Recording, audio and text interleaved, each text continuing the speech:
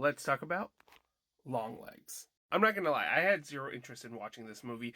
I thought it was just gonna be a really bad B movie.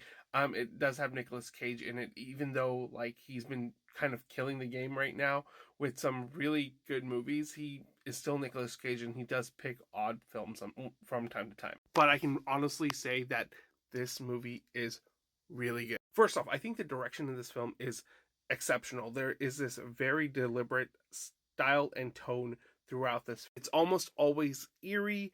There's a sense of dark dread looming throughout the film, and this mystery that keeps persisting throughout the film that you're waiting for the revelation of. Throughout the film, the director sprinkles little hints here and there and fills in some backstory, but it really gets going when you kind of get to that like third act and things start piecing together.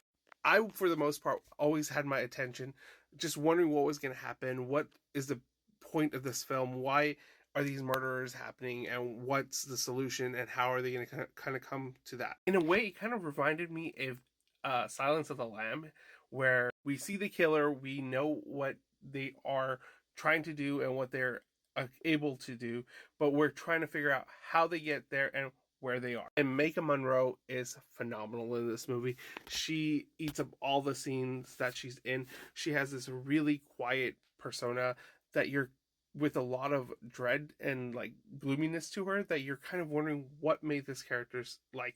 I was a huge fan of Maika Monroe from It Follows. I love It Follows. It's probably one of my favorite horror films. And I'm just glad she's back with another horror film that can be just as good and acclaimed as that. And I think the real standout here is Nicolas Cage. He gives probably his wackiest, eerily creepy performance I have ever seen. He's just really disturbing to watch.